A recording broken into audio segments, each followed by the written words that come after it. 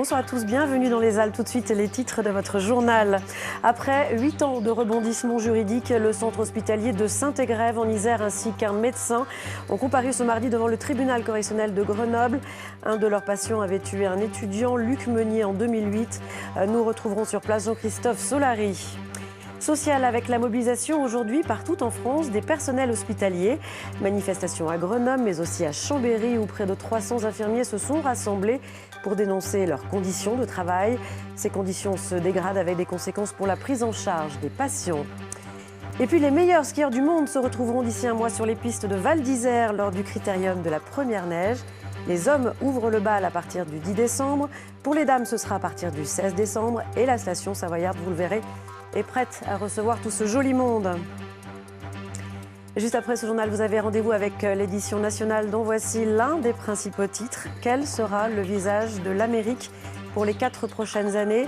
Hillary Clinton ou Donald Trump? La continuité ou le saut dans l'inconnu? Les Américains votent jusqu'à ce soir minuit heure française.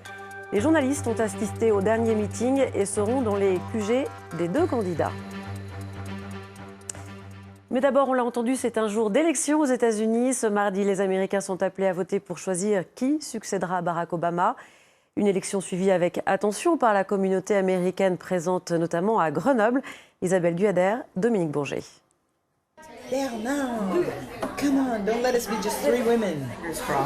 Une campagne agressive et écœurante, c'est ce que retiennent avant tout les Américaines de Grenoble.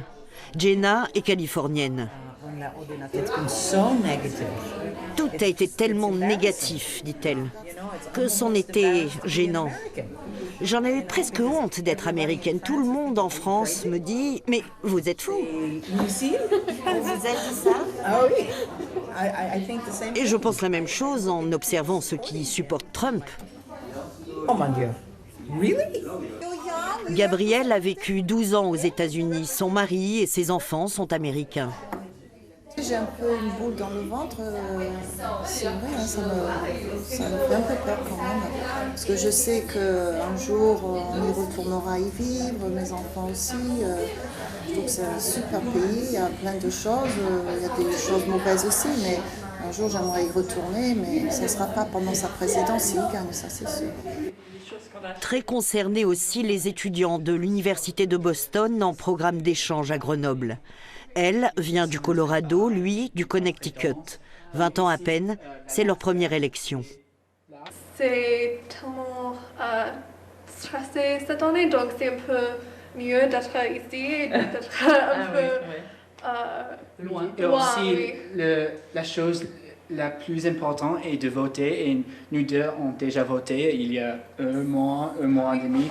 Ils ont vécu la campagne via Skype et Internet avec leurs proches. Eux aussi sont inquiets. Qu'il Trump gagne, ça serait un signe au monde que nous ne sommes pas les bons voisins. Oui. Je sais pas. Et peut-être il y aura des problèmes, pas seulement pour les États-Unis, mais pour la Chine, pour l'Union européenne. Ce soir, ils seront ici une petite vingtaine à suivre en direct les chaînes américaines, bien décidés à attendre les résultats jusqu'au bout de la nuit. Voilà, et soirée spéciale élection américaine à Grenoble ce soir à la Maison de l'International. Ça commence à 20h pour se terminer à 23h. On ouvre une page justice dans ce journal avec plusieurs procès importants aujourd'hui. D'abord à Grenoble, un hôpital psychiatrique et un médecin sont poursuivis pour homicide involontaire après le meurtre en 2008 d'un étudiant par un de leurs patients schizophrènes. Jean-Christophe Solari, bonsoir. Le procès a débuté à 17h et cette procédure est plutôt inédite. Oui, tout à fait. C'est une première en France, un médecin et un hôpital qui sont comme ça devant la barre. C'est en cours actuellement. L'audience, vous l'avez dit, a débuté vers 17h. Et tout de suite, elle a débuté avec l'audition du docteur Gujadur, le responsable du pavillon de l'hôpital psychiatrique où séjournait Jean-Pierre Guillot. Et d'emblée, ce médecin a nié ses responsabilités. Sa ligne de défense est claire, responsable mais pas coupable. Il ne connaissait pas, a-t-il dit à la barre, Jean-Pierre Guillot, pourtant hospitalisé depuis la fin des années 70.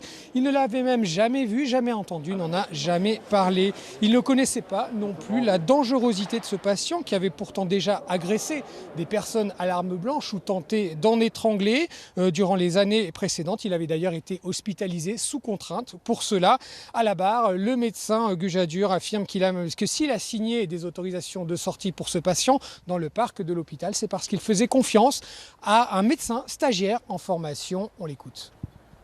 Moi, j'étais responsable du sous-secteur Voiron-Bièvre, qui était de l'autre côté, dans les terres froides. Et ce patient venait d'un autre sous-secteur. Donc, je ne m'en suis jamais occupé. Je n'étais même pas au courant de ce qu'il avait fait avant d'entrer dans le service où je travaillais. Je n'étais pas responsable de ce service. La question de sa place fonctionnelle dans l'établissement est un faux débat. La vraie question, c'est avait-il la charge, la responsabilité médicale de ce patient? La réponse, elle est oui, parce que personne d'autre que lui ne pouvait l'avoir. Certainement pas la stagiaire qu'il formait. Voilà, et donc les contradictions du médecin ont été aussi relevées par la présidente du tribunal et l'audience devrait s'achever peu après 20h. Et Jean-Christophe, il y avait aussi une autre affaire importante que vous avez aussi suivie au tribunal correctionnel de Grenoble, le procès d'un professeur de PS drômois jugé pour homicide involontaire. Un de ses élèves avait été tué dans une avalanche dans le Vercors à Villard-de-Lans en 2015 alors qu'il participait à une sortie de ski. Le jeune de 17 ans n'était pas équipé de détecteur de victimes d'avalanche, c'était son choix. Et les débats, Jean-Christophe, portaient de toute façon sur les conditions dans lesquelles cette sortie avait été organisée. Oui, tout à fait, Pauline. Le fait que le jeune Renaud ne porte pas de DVA n'a pas été au cœur des débats. L'autopsie a révélé de toute façon que le jeune homme était rapidement mort des suites d'une percussion avec des arbustes dans l'avalanche. Il n'aurait pas survécu de toute façon, même s'il avait été équipé de DVA. En revanche, ce sont bien les choix des encadrants et principalement ceux de Frédéric Viré, le professeur et guide de haute montagne qui encadrait cette sortie scolaire qui ont été étudiés. Il y avait un risque d'avalanche 2 avéré à sous 2200 mètres. Il se trouve que le plateau de Cornafion dans le Vercors où se déroulait cette sortie est à 1900 mètres. La présence de plaques avant avait été signalée dans ce bulletin de risque avalanche. Elle a été constatée sur place. Alors, fallait-il maintenir la sortie? Est-ce que les mesures de sécurité ont été respectées? Eh bien, pour le procureur de la République cet après-midi, effectivement, oui, elles ont été respectées puisqu'il a requis la relaxe à la grande satisfaction de l'avocat de la défense. Il a payé, c'est une certitude. Mais je vais au-delà de ça. Il n'a pas commis de faute ce jour-là. La montagne est quelquefois tueuse, sans explication. C'est ce qu'on appelle les dangers objectifs. Je ne pense pas que M. Viré, ce jour-là, aurait pu éviter le sinistre, sauf à dire qu'on ne va jamais en montagne. Et là, on est sûr d'éviter tous les sinistres. Il fallait y aller, mais il fallait sans doute pas choisir cet itinéraire, se rendre compte du caractère dangereux avec les plaques avant qui ressortent clairement des constatations et du rapport d'expertise qui a été mené. Et ça, c'est une faute, et c'est une faute bien plus qu'une simple faute, une faute caractérisée au sens de la loi, de la part d'un professionnel de la montagne qui accompagne non pas des clients volontaires dans l'acceptation du risque, mais en l'espèce des scolaires. Voilà, Pauline, donc le jugement dans cette affaire a été mis en délibéré au 7 décembre prochain. Je vais retourner au chaud au tribunal pour suivre la fin de l'audience. Merci beaucoup Jean-Christophe. Et après Grenoble, direction les assises de la Haute-Savoie avec le procès d'un conseiller municipal de Saint-Jean-de-Tholome. Il aurait tué l'amant de sa femme, un charpentier de 55 ans. Les faits remontent à juin 2014. Le premier jour du procès s'est déroulé aujourd'hui. Ariane Combe-Savary et Nathalie Rapuc-Mulac. Connaître la vérité. Les circonstances de la mort de Jean-Luc Thiébaut. C'est ce qu'espère surtout la famille de ce charpentier de 55 ans tué par balle fin mai 2014. L'ex-épouse et les 3 fils de la victime attendent beaucoup de ces 3 jours de procès. L'enjeu, on le connaît, mais bon, qu'est-ce qu'il en est réellement finalement des circonstances? Est-ce que éventuellement ça a été douloureux? Est-ce que ça a été long? Est-ce que c'est beaucoup de zones d'ombre qu'on aimerait bien sûr connaître absolument pour pouvoir continuer d'avancer, de se reconstruire, d'aller de l'avant et puis surtout pouvoir faire notre deuil. Pas sûr que la famille de la victime ait des réponses à ces questions, car sur le banc des accusés, José Maria Evangelista conteste avoir tué l'amant de sa femme, malgré les charges très lourdes retenues contre lui lors de l'instruction. Ces éléments à charge permettent évidemment de le renvoyer en cour d'assises. Ceci étant dit, il y a d'autres éléments qui sont troublants. Lui ne reconnaît pas les faits, les conteste, et il y a certaines lacunes dans cette instruction. Des failles dans l'instruction, des éléments troublants. L'avocat de la défense va tenter de mettre le doute dans la tête des jurés. L'ex-conseiller municipal de Saint-Jean-de-Tholome encourt la réclusion criminelle à perpétuité. Je vous le disais en titre, à Chambéry comme dans d'autres villes en France, les infirmiers et autres personnels hospitaliers sont descendus dans la rue pour crier leur ras-le-bol, exprimer leur souffrance au travail. Planning surchargé, manque de personnel avec des conséquences pour les patients. Anne Diard, Yves-Marie Glos.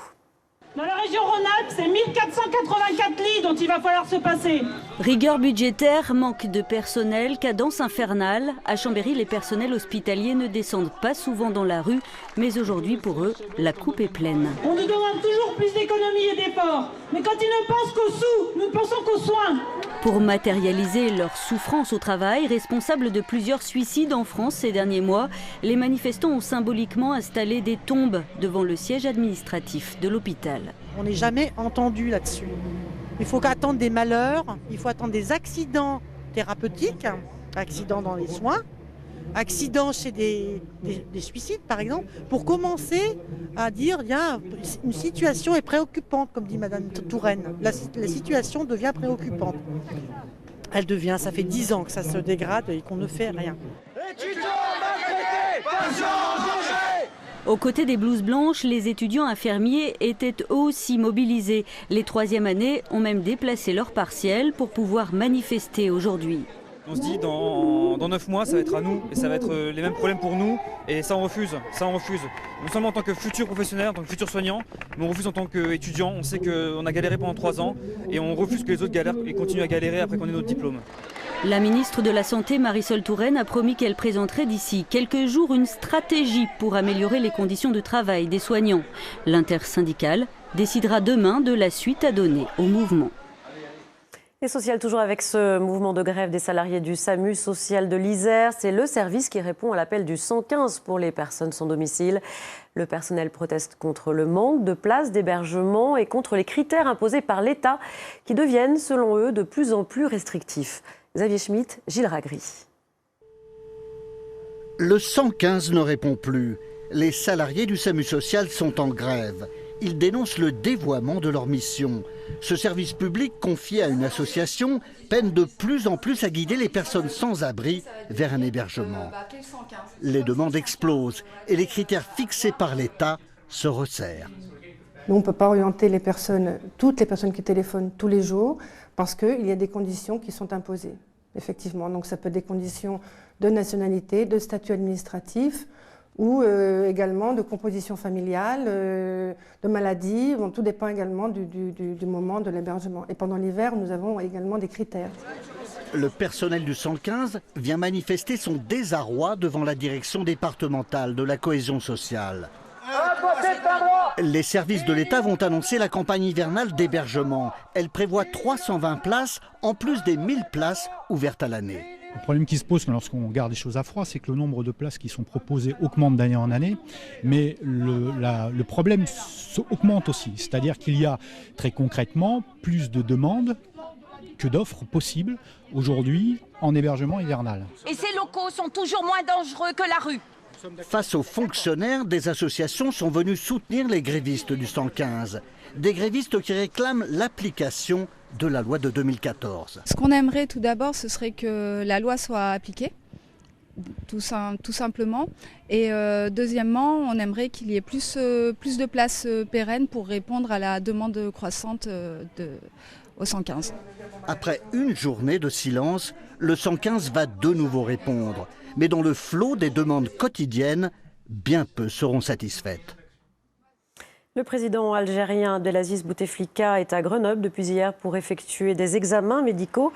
Il avait déjà été hospitalisé à 2 reprises dans la capitale dauphinoise. Le cardiologue qui le suit depuis son AVC en 2013 exerce au groupe hospitalier mutualiste. Économie à présent, nous vous l'annoncions en février, le groupe Rossignol avait racheté l'entreprise de cycle Time pour diversifier son activité et ne pas compter uniquement sur les sports d'hiver. Près de 9 mois après ce rachat, Time a présenté aujourd'hui ses nouveaux locaux, synonyme de nouveau départ. Ils sont situés à Vorep en Isère où se sont rendus Aurore Trépeux et Jérôme Ducrot. C'est signé entre Rossignol et Time Sport International. L'aventure a commencé ce matin. Le leader du ski mondial se lance désormais dans la production de vélos de luxe. C'est très intéressant parce que quand on est fort dans la montagne, on se rend compte qu'en hiver les gens font du ski et en été ils font du vélo. Donc, et ce dans tous les pays, que ce soit en Europe, que ce soit aux États-Unis, que ce soit au Japon.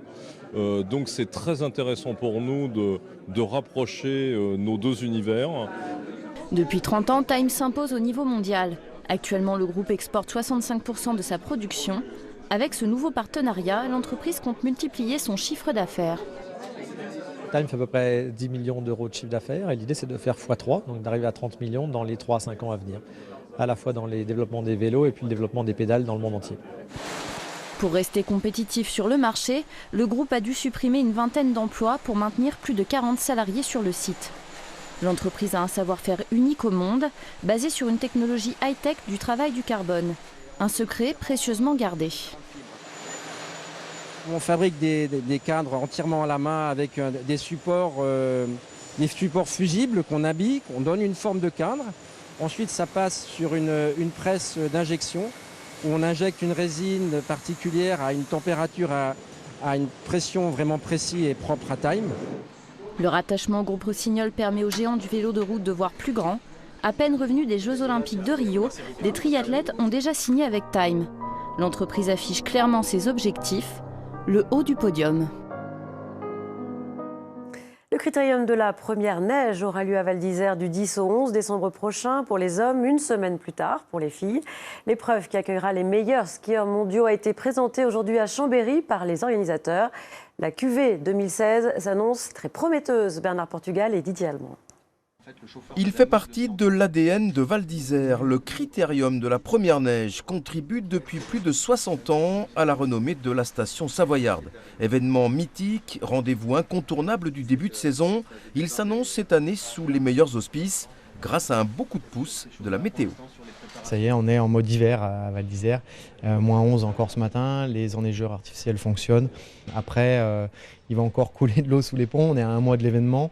Mais aujourd'hui, tous les indicateurs sont verts et les prévisions météo s'annoncent encore plutôt favorables pour les prochains jours, donc c'est bien et on est rassuré. Depuis plusieurs mois, les services techniques, le service des pistes et le club des sports de la station ont effectué de gros travaux pour préparer les pistes mythiques de Bellevarde et de la Daille qui accueilleront les différentes épreuves. Il a fallu casser certaines bosses, modifier des dévers ou encore rajouter de nouveaux enneigeurs. Un investissement important pour une épreuve qui constitue une superbe vitrine pour le ski français dans son ensemble. On montre à la terre entière qu'on a de la neige, que la France est aujourd'hui experte dans le milieu de la montagne. Et je crois que ça c'est important. Là on dépasse avec le critérium de la première neige uniquement le cadre de Val d'Isère, c'est bien l'ensemble du massif rhône-alpin, Savoie, Haute-Savoie et tous les autres qui sont et qui tirent les fruits de la médiatisation du ski et du critérium de la première neige.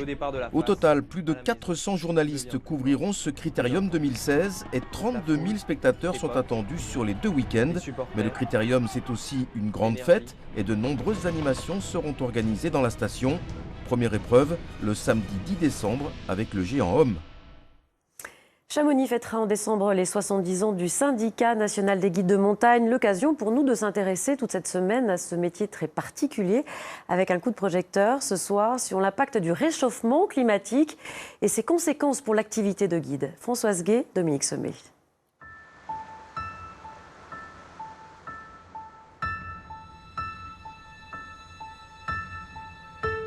En montagne, le réchauffement climatique est déjà bien visible, des glaciers qui fondent, des pierres qui tombent. Alors ce phénomène impacte-t-il le métier de guide? C'est ce que nous avons demandé à Bastien, jeune guide d'haute montagne. Et pour parler de réchauffement climatique, Bastien a choisi de nous emmener en direction du glacier de la Pilatte, au-dessus du village de la Bérarde. C'est vrai que quand on voit les photos qui sont pas si vieilles, 20, 30, 40 ans, on voit bien que le glacier il dépassait ce verrou glaciaire qu'on voit juste au-dessus. Donc il franchissait celui-ci, on le voyait depuis ici, on pouvait le voir vraiment arriver. En tant que simple randonneur, on avait déjà une vue, on pouvait s'approcher de la glace, ce qui maintenant est devenu beaucoup plus compliqué. Pour un guide, un glacier qui recule, c'est d'abord son accès qui devient plus compliqué. C'est vrai que pour monter au refuge non glaciaire, il n'y a pas eu trop de changements. Par contre, tout ce qui est activité annexe type école de glace, découvrir, mettre les crampons, ça a pas mal évolué. Ce qui fait que ce qui auparavant se faisait très classiquement après être arrivé au refuge, maintenant on nécessite plus de matériel, plus d'énergie, remettre un baudrier, descendre sur souvent des échelles, des câbles, arriver au glacier, et là faire l'activité proprement dite qui nous intéresse. Outre l'approche, certaines courses en elles-mêmes sont devenues plus techniques. C'est le cas pour certaines voies du Giaubernais, un sommet classique de Loisan. Auparavant, c'était une course, je ne vais pas dire facile, mais il fallait avoir un piolet, on montait sur un glacier un peu raide, mais c'était envisageable pour monter au Giaubernais. Maintenant, quand on le voit, ça donne plus trop envie, hein. C'est-à-dire que c'est devenu exposé, il y a des séracs, donc des gros morceaux de glace qui sont menaçants, qui risquent de tomber. Vu que le glacier a baissé, c'est devenu beaucoup plus raide, donc ça change complètement la donne. Ouais. Des courses devenues plus difficiles ou plus dangereuses, des sorties décalées vers le début de saison quand la neige est encore bonne. Pour les guides, pas le choix, il faut s'adapter. Ça demande aussi de proposer aux clients autre chose, c'est-à-dire d'arriver à proposer des formules qui soient adaptées en fonction des conditions de la montagne et en fonction de leur niveau. Ça peut orienter vers des courses d'arêtes qui aussi font découvrir une autre facette de la montagne, mais qui nécessitent quand même un peu de connaissances en escalade, ou tout du moins d'aisance, dans du terrain un peu plus, qu'on pourrait qualifier un peu plus de terrain à chamois, un peu plus technique. Et donc ça oblige quand même à une réflexion, je pense, de l'ensemble de la profession là-dessus. Alors Bastien fait partie de la commission environnement éthique du syndicat national des guides de montagne. Qu'est-ce qui se fait dans cette commission? Des précisions. Avant d'être guide, Bastien travaillait comme ingénieur dans l'environnement. Militant à Mountain Wilderness, une association de protection de la montagne, il aimerait prolonger son engagement au sein du syndicat. Inciter au covoiturage, inciter au transport en commun, avoir une réflexion globale, l'ensemble des guides, les clients, les bureaux, les agences, pour arriver à développer quelque chose justement pour limiter notre impact. Ouais. Demain, direction le massif du Mont Blanc. Nous parlerons des nouvelles tendances dans le métier de guide, comme le ski en pente raide. Culture à présent, de la caricature à l'affiche, c'est le nom d'une exposition à découvrir en ce moment au Palais Lumière d'Évian, réalisée à partir des collections du Musée des Arts Décoratifs. L'exposition retrace ce moment de l'histoire de l'affiche intimement liée à l'histoire de la presse, au contexte politique et économique depuis 1850. Reportage Isabelle Colbrand, Gilles Ragry. Elle s'attaque d'abord à la presse, la caricature investit le quotidien, elle transforme les unes en véritables affiches et égrène critiques acerbes, parodies, frivolités ou grotesques. Les caricaturistes font vendre. Ils vont également affronter la censure, leur rôle est plus qu'important. Les caricaturistes ont joué un rôle important dans le renouveau de l'affiche. Les éditeurs font appel à eux, puisque les caricatures et les affiches ont en commun de viser une cible, d'avoir pour but l'efficacité et la synthèse graphique. Donc ils vont mettre au service de l'affiche leur art, leur technique. Les caricaturistes ont apporté à l'histoire de l'affiche un renouveau, un nouveau souffle. Ils ont cherché à tout de suite mettre en avant l'affiche grâce à beaucoup de mouvements et aussi grâce à de belles couleurs. Cappiello disait que ce qui était très important pour lui, c'était la recherche de la tache et de l'arabesque. L'affiche brutalement va violenter le regard, elle exagère le trait et des noms surgissent. Josso, Cappiello, Sem ou Gus Boffa. La publicité s'en empare. Des personnages font aujourd'hui partie de notre mémoire collective, comme le célèbre bonhomme Michelin, Bibendum. Et comme un pont entre passé et présent, l'exposition consacre un mur aux caricatures de notre temps, hommage à Charlie Hebdo. Les caricaturistes de Charlie Hebdo ont été influencés par ces caricaturistes dont on parle aujourd'hui, notamment Wolinski, Quimbu.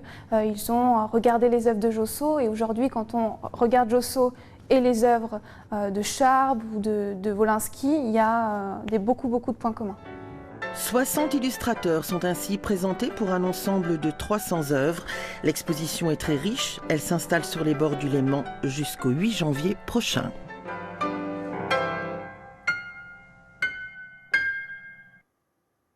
Avant de refermer ce journal, je vous rappelle deux principales informations. Le parquet a demandé la relaxe du professeur Guy de Die qui comparaissait pour homicide involontaire après l'avalanche mortelle de Villard-de-Lans en 2015.